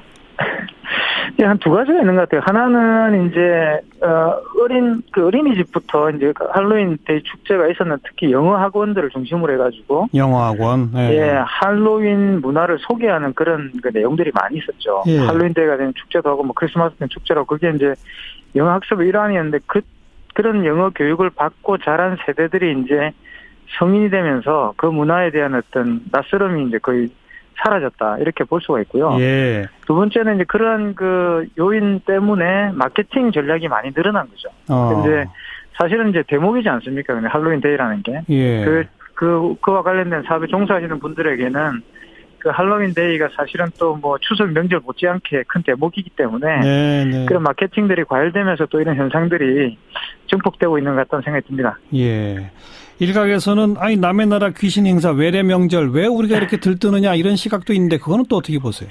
사실 문화라는 거는요 실질적으로 다 외래에서 온 거기 때문에 문화 자체가 이제 외래에서 왔다고 해서 문제가 될 건 없는 것 같아요.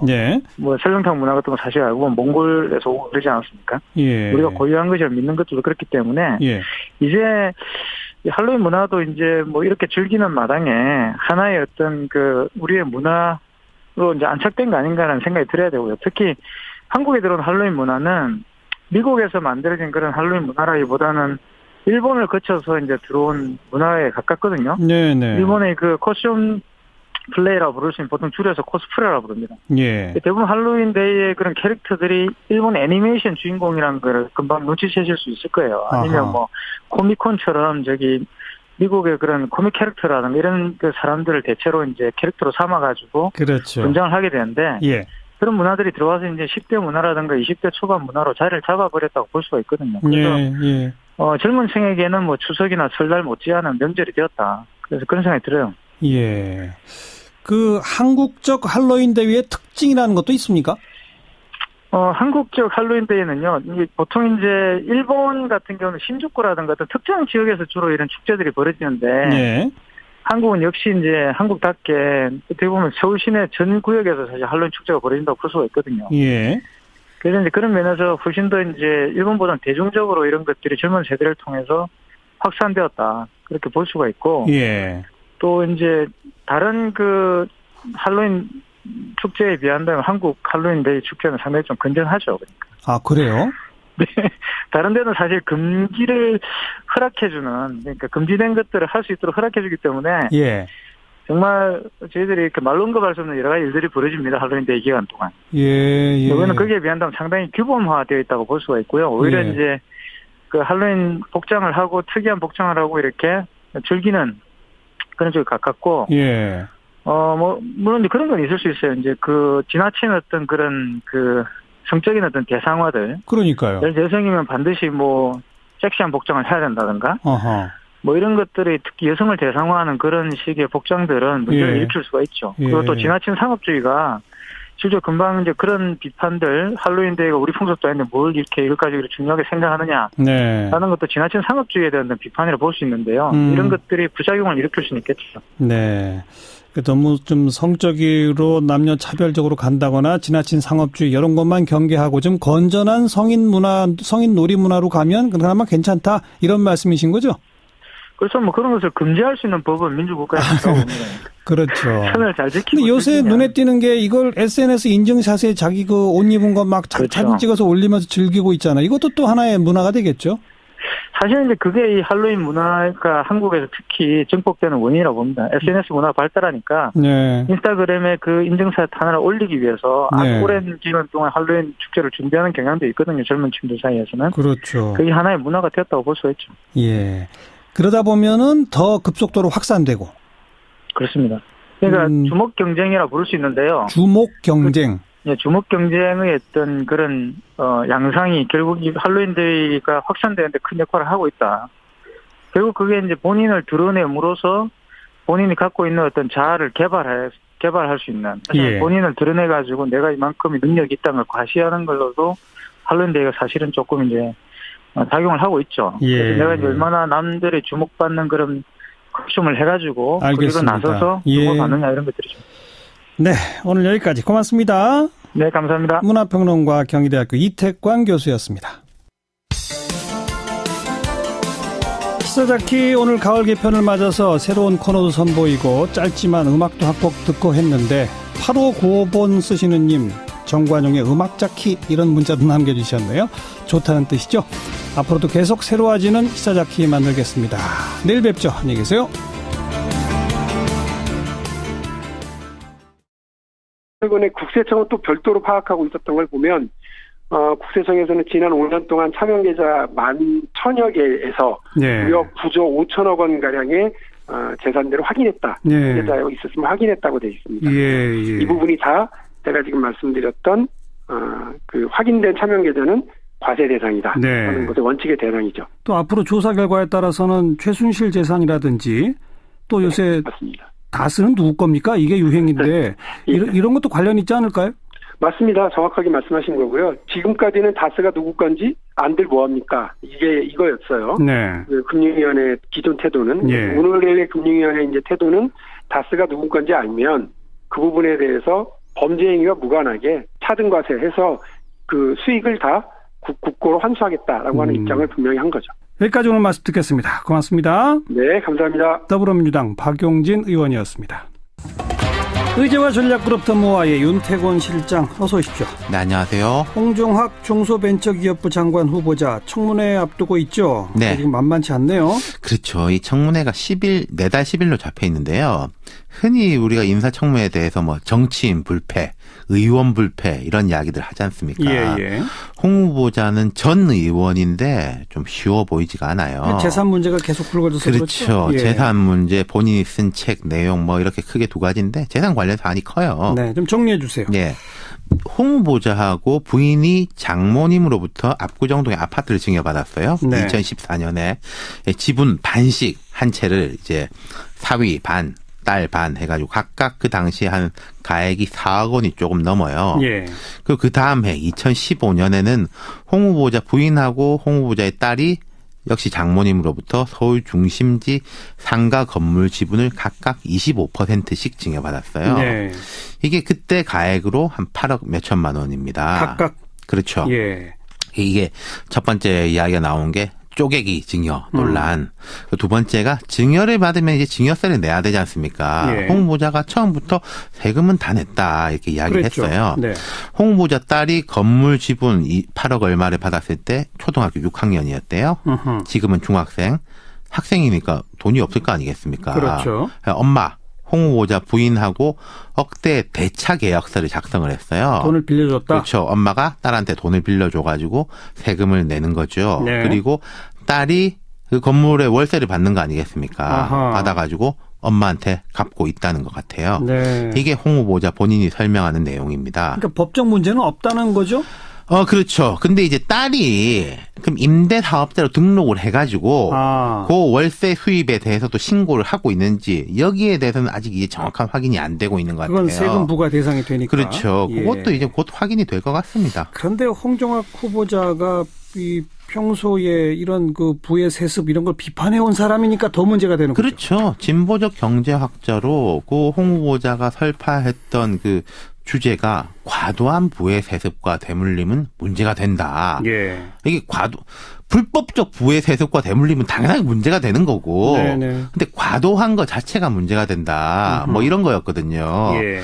그래가지고 이제 뭐 탈세와 절세 애매한 경계에 있는 편법적 상속이나 징여 뭐 주로 재벌 대기업에 대한 겁니다만은 예. 거기에 대해서 목소리를 높였던 인물이거든요. 그러니까 뭐 내로남불 소리가 또 나오는 그렇죠. 거죠. 네, 이게 액수의 차이가 있을지언정 뭐 재벌들이 하는 거랑 뭐가 다르냐는 거죠. 또 있죠? 재산 관련 말고. 뭐 20여 년 전에 쓴 책에서 뭐 한국에선 삼수 사수를 해도 서울대 가야 된다. 명문대 안 나오면 안 된다. 이런 내용들도 있는데 아하. 이건 워낙에 오래된 일이고 이 재산 문제가 커가지고 이건 좀 뒷전입니다. 네. 그런데 청문회까지 한 열흘 남았잖아요. 예. 이런 식이면은 검증 경쟁이 치열해질 거예요. 또 지금 뭐가 나올지 모르죠. 그렇죠. 모든 야당 의원들 아마 여기 다 달라붙어 있을 겁니다. 예. 언론도 그렇고요. 고민하다가 청와대가 정치인 출신을 임명하니까 그냥 무난히 청문회 가려나 보다 했는데 예상과 다르네요. 그러니까요. 애초에 기업인이나 교수, 박성진 교수도 있었고 뭐 28명, 30명 청와대에서 그랬지 않습니까? 네. 너무나 이게 어려워가지고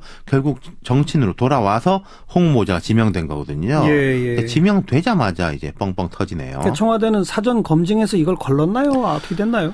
그러니까 재산 관련 사항 제가 지금 쭉 이야기 드린 건요. 이게 무슨 아주 비밀리에 된 것도 아니고 홍 후보자 국회의원 재직 중에 신고한데 다 나오는 겁니다. 물론 그 뭐 엄마가 딸한테 돈 빌려주고 이런 건 최근에 나오는 거니까 예. 청와대가 모르기도 어려운 거예요. 그러네요. 예. 딸이 엄마한테 돈 빌려서 증여세 낸 거 전 이것도 알았을 것 같은데. 예. 지금 청와대가 좀 예. 다양한 계층의 의견들을 수렴을 해서 예. 시민사회단체뿐만 아니라 하여튼 다양한 의견들을 수렴을 해서 후보를 추천하고 그것을 대통령이 임명하는 뭐 이런 예. 절차가 되면 조금은 이 임명권자의 눈치를 덜 보는 예. 조금 더 독립적인 그런 활동을 할 수 그렇죠. 있지 않을까 그런 생각이 듭니다. 특히나 국가 권력에 의한 인권 침해를 감시하는 기구이기 때문에 네. 정치 권력으로부터 좀 독립적이려면 정치 권력이 추천하는 이 구조는 바꿔야 되겠죠. 그렇습니다. 네. 핵심이 바로 이제 거기에 있다고 생각을 합니다. 자, 그리고 또 하나가 인권위원회가 열심히 일을 해도 지난 2001년부터 2016년까지 정부한테 인권위원회가 인권정책 및 제도 개선하라고 304차례를 권고했지만 받아들인 네. 건 130건에 불과하다거든요. 네. 이렇게 열심히 일을 해서 권고를 해봤자 소용이 없는 거. 이건 어떻게 고쳐야 할까요? 그래서 이제 권고 수용률이 상당히 낮았는데 이제 그것은 인권위 위상과 관련이 돼 있고요. 지금까지 말씀드린 어떤 독립성이라든지 인권위의 위상 그리고 이제 국민적인 어떤 신뢰를 받는 기관이라고 하는 점에서 이제 문제가 있었기 때문에 예. 그런 것이고 예. 새로운 문재인 대통령은 인권 보장에 기초한 국정 운영 방침을 발표하고 이제 거기에 핵심적으로 권고 수용률을 좀 높여야 된다. 이런 지시를 하고 나서는 이제 조금 높아졌다. 뭐 이런 통계가 있는데요. 이제 예. 그것처럼 예. 대통령이 사실은 대통령으로부터의 임명권자로부터의 독립이 요구되기도 하지만 네. 대통령이 인권위의 위상을 좀 강화시켜주는 그런 역할을 해야 되는 것이 아닐까. 지난 정부 때 보면 대통령이 인권이라고 하는 단어를 올린 적이 없던 것 같거든요. 그렇죠. 그러니까 어떤 연설을 하든지 하여튼 평소에 인권에 대한 관심이 별로 없었기 때문에 네. 인권위원회의 위상이 조금 떨어지지 않았나 싶은데 이제 임명권자인 대통령이 관심을 갖되 그 뭐 내용적으로 이 관심을 가져서는 안 되고 예. 위상을 좀 강화시켜주는 그런 역할을 좀 해야 되지 않을까 싶습니다. 각종 연설문에서 인권이라는 얘기를 전혀 안 한 대통령일수록 사실 국가인권위원회가 더 역할이 중요해지는 거 아닐까요? 그렇습니다. 네, 예. 네 그렇습니다. 앞으로 정권이 어떻게 바뀌더라도 국가인권위원회가 제대로 역할할 수 있도록 그런 초석을 닦는 작업을 좀 부탁을 드리도록 하겠습니다. 네, 네 그렇습니다. 네, 오늘 고맙습니다. 네, 감사합니다. 국가인권위원회도 이제 혁신위원회가 출범을 했어요. 그 위원장을 맡으신 하태훈 위원장이었습니다. 이건희 삼성 회장의 차명 계좌 무려 4조 4천억대라고 하죠. 금융위원회가 여기에 대해서 과세를 검토하겠다는 입장을 밝혔습니다. 추가로 내야 할 세금이 1,000억 원 이상이 될 것이다. 이런 얘기들이 나오는데요. 오늘 이와 관련한 기자회견을 가졌죠. 국회 정무위원회 소속 더불어민주당 박용진 의원 연결해 봅니다. 박 의원 안녕하세요. 예, 안녕하세요. 박용진입니다. 이게 지난 2008년 삼성 특검 때 밝혀졌던 거죠? 네, 그렇습니다. 이게 어떤 거였죠? 그 당시 김용철 삼성 구조본의 대무팀장, 법률팀장을 했었던 김용철 변호사가 예. 삼성의 비자금에 대한 폭로를 한 겁니다. 예. 그래서 만들어진 것이 이른바 조준웅 삼성특검. 예. 그래서 이 조준웅 삼성특검이 확인한 바는 이건희 회장이 임직원 등 486명의 명의로 1199개의 차명 계좌를 갖고 있었고요. 네. 거기에 무려 4조 5천억 원이라고 하는 엄청난 돈을 감춰놓고 있었다라는 점이 확인된 겁니다. 예. 역시 이건희 회장은 스케일이 다르네요. 근데 그 486명 중에요. 예. 임직원뿐만이 아니라 그 중에는 자기 이름이 그렇게 쓰였는지도 모르는 사람들도 상당수 있는 걸로 확인됐습니다. 계좌 수도 1,000개가 훌쩍 넘고 돈이 4조 5천억. 예. 이 돈은 어디서 왔다는 거였죠?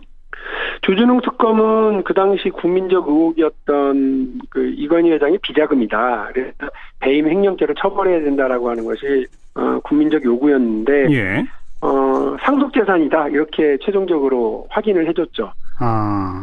그냥 상속받은 돈을 차명으로 관리했을 뿐이다 이렇게. 예, 그렇습니다. 이게 불거진 다음에 삼성 측에서 이건희 회장이 뭐 어떻게 한다고 했었잖아요. 그렇습니다. 그때 그 4월 23일 날 기자회견을 열어서요. 예. 세 가지를 약속을 했습니다. 일단은 그 문제가 된 차명 계좌에 대해서는 실명 전환한다. 예. 두 번째로 납부되지 않은 세금을 다 내겠다. 예. 세 번째로 남은 돈은 개인적으로 가족을 위해서 쓰지 않고 사회에 공헌하는 방법을 찾아서 그렇게 하겠다는 세 가지를 약속했습니다. 네. 거기서 말하는 남은 돈이라는 게 뭐예요? 세금 내고 남은 돈. 그럼 4조 5천억 가운데 세금 내고 남은 모든 돈을. 여러분 안녕하십니까? 정관용입니다. 국가인권위원회 참 중요한 기관인데 그동안 제 역할을 못해온 것이 사실이죠. 그런 반성 그리고 새로운 혁신을 위해서 오늘 국가인권위원회 혁신위원회가 발족했습니다. 잠시 후에 그 혁신위원장을 맡은 하태훈 위원장의 이야기 들어보겠고요. 4조 4천억 원에 달하는 이건희 삼성 회장의 차명 계좌. 오늘 금융위원회가 과세를 검토하겠다 이런 방침을 밝혔습니다. 이 문제를 처음 제기하고 과세 필요성도 강조해온 더불어민주당 박용진 의원의 설명 들어보시겠고요. 7시 5분 시작되는 2부에서는요. 오늘 CBS 가을 개편과 함께 새롭게 마련한 순서들 선보입니다. 먼저 CBS 김현지 기자의 오늘의 뜬 뉴스 보내드리고요. 또 새로 준비한 이슈 토크가 있습니다. 원숙한 진보 여성 정치인이죠. 최민희 전 의원, 그리고 젊은 보수 남성 시사평론가인 장예찬 씨 두 분과 함께하는 시간인데요. 오늘은 방송 장악 논란에 대해서 두 시각 함께 들어보도록 하고요. 요즘 한창 떠오르고 있는 할로윈데이 유행, 그게 한국인에겐 어떤 의미일까요? 경희대학교 이태광 교수의 설명까지 전해드리겠습니다. 잠깐 광고 듣고 시작할게요. 국가인권위원회, 그 지난날을 성찰해서 더 강한 국가인권위원회로 만들 청사진을 제시하는 자문기구 혁신위원회가 오늘 그 첫 발을 내딛었는데요.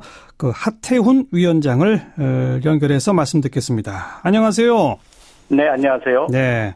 네, 하태훈입니다. 오늘 그 인권위원회가 그동안의 활동과 관련해서 여러 가지 반성해야 할 점이 있다고 생각한다, 이렇게 말씀하셨죠? 네네.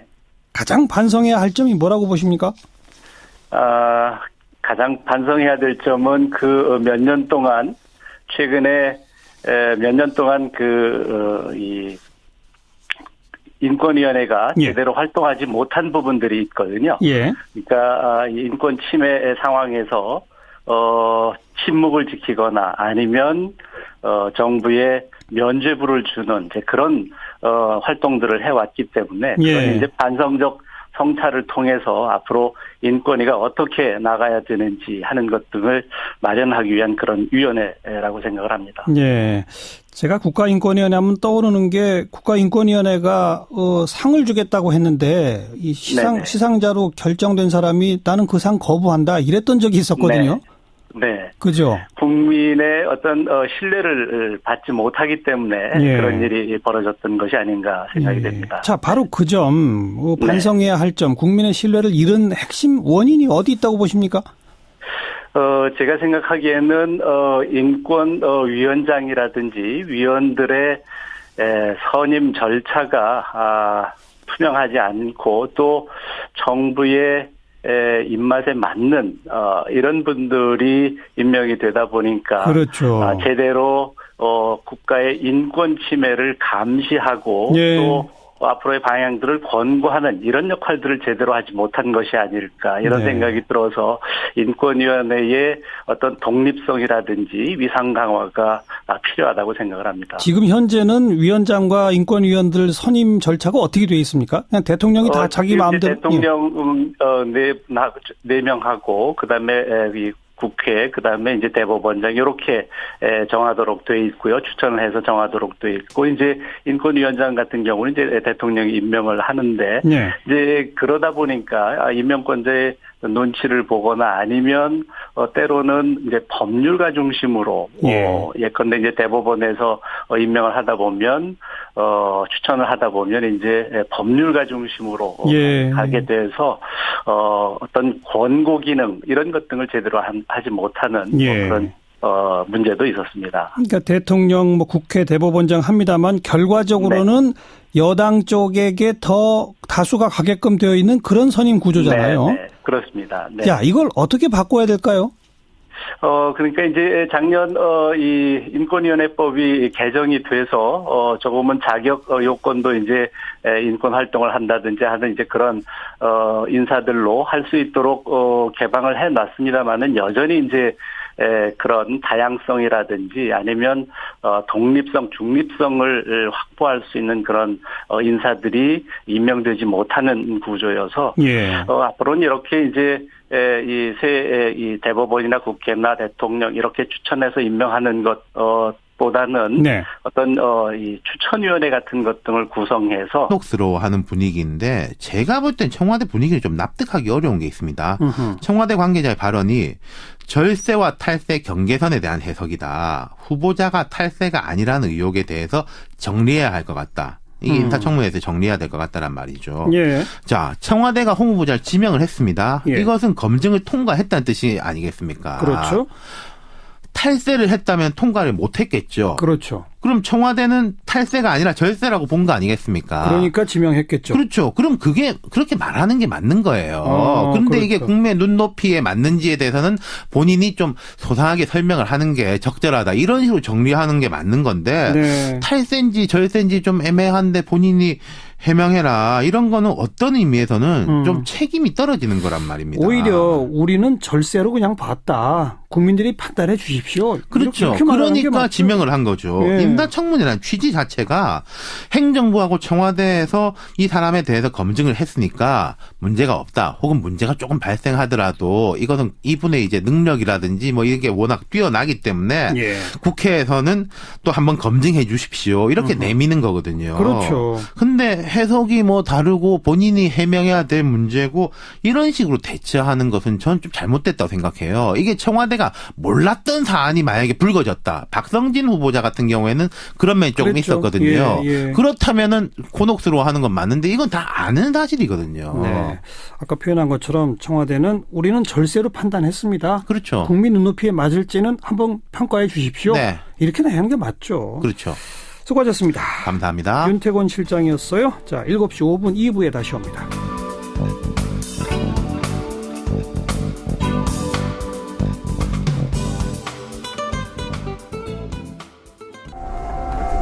시사자키 2부입니다. 오늘부터 가을 개편을 맞아서 새롭게 선보이는 코너 시작합니다. 하루 화제가 된 뜬 뉴스들 정리해보는 코너인데요. CBS의 김현지 기자가 앞으로 수고하겠습니다. 김현지 기자 안녕하세요. 네, 안녕하세요. 네, 오늘 첫 시간인데 잘 부탁드려요. 네, 제가 더 잘 부탁드리겠습니다. 열심히 하겠습니다. 오늘의 뜬 뉴스 뭐부터 살펴볼까요? 네. 첫 소식부터 충격적인 소식을 전해드리기도 했습니다. 배우 김주혁 씨가 교통사고로 숨졌다는 뉴스가 전해졌는데요. 허허.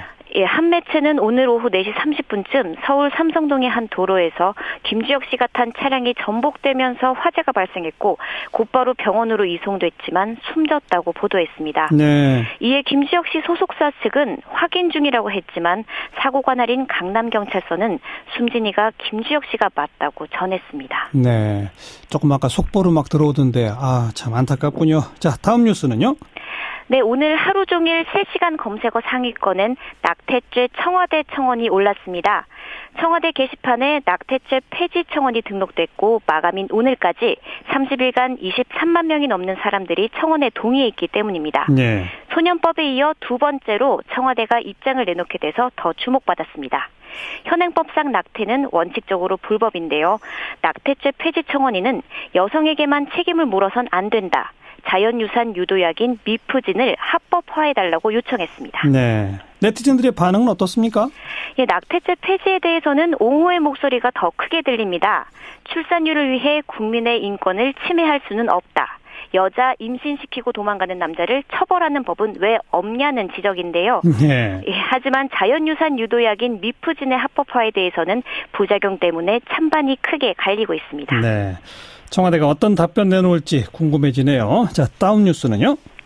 네, 말 많고 탈 많은 신태용 호입니다. 신태용 감독은 다음 달 열리는 두 차례의 평가전에서 뛸 선수 명단을 오전에 발표했는데요. 예.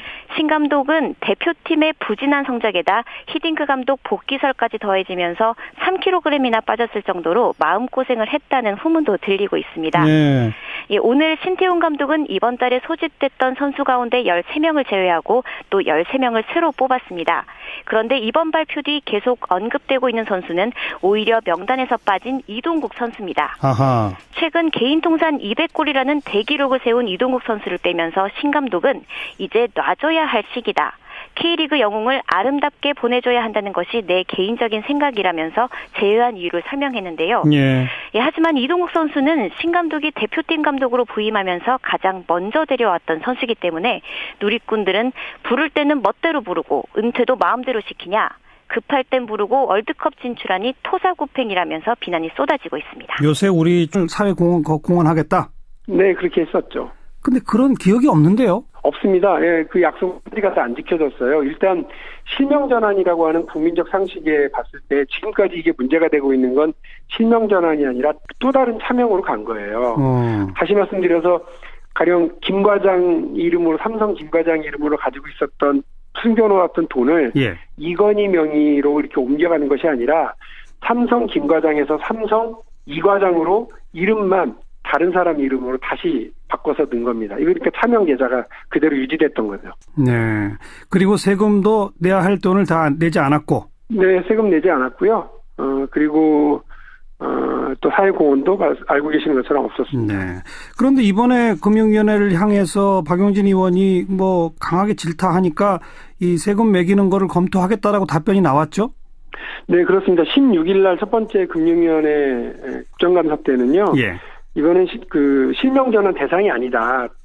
그래서 금융실명제를 위반한 게 아니다. 예. 이렇게 이야기를 한 거예요. 이거 국민적 상식과는 전혀 맞지 않는 대답인 거죠. 예. 다시 말씀드려서 이 과장, 김 과장도 다 살아있는 실제 사람이니까 예. 그거는 실명에 의해서 열어놓은 거다. 돈 주인이 누군지는 무관하게 실명전환 대상이 아니다. 예. 그래서 금융실명제 위반이 아니다. 예. 따라서 세금 안 내도 된다. 예. 여기서 말하는 세금이라는 게요. 금융실명제법 5조에 규정이 되어 있는데 뭐라고 돼 있어요? 비실명 재산의 경우에 그 자산에 의해서 형성되어진 이자 및 배당 소득의 99%를 다 세금으로 내게 돼 있습니다. 예. 이른바 차등과세라고 얘기하는데 이런 조항이 있어야 사실 금융실명제가 그 힘을 발휘하는 거죠. 그렇죠. 예. 그런데 그거를 그대로 살아있는 사람, 예를 들면 마징가 제티 이름으로 개설한 게 아니라 살아있는 박용진의 이름으로 개설했기 때문에 그 돈 주인이 누구인지는 무관하게 그는 실명전환 대상이 아니라고 계속 우겼던 거예요. 그래요. 그러니까 그 법 5조를 다르게 해석한 거군요. 그렇습니다. 주민등록번호가 있는 어떤 사람 것이면 그거는 실제 주인이 누구든 관계없이 99% 이자 소득 떼지 않는다. 이렇게? 네, 그렇습니다. 예. 근데 이제 오늘 와서 다시 떼겠다는 겁니까?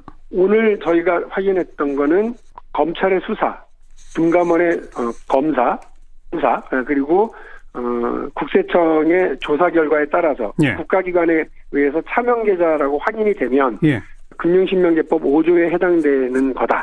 따라서 그건 과세 대상이다라고 하는 입장을 명확하게 한 겁니다. 왜냐하면 금융위원회가 아무리 그래도 국민 상식과 맨정신으로 생각할 때 그거는 차명계좌가 아니다. 차명계좌는 그 비실명재산 금융실명제법 위반이 아니라고 계속 우기지는 않았을 거 아니에요. 지난 10몇 년 동안 24년 동안 금융실명제를 운영해 오면서 금융위원회가 혹은 우리 당국이 이렇게 발행했었던 혹은 외부에 알려왔었던 금융실명제에 대한 운영 산람, 그다음에 법의 해석 이런 걸 다 따져서 보면 박용진 말이 맞는 거죠. 그러니까 오늘 이제 이른바 백기를 들었다 이런 표현까지 듣는 겁니다.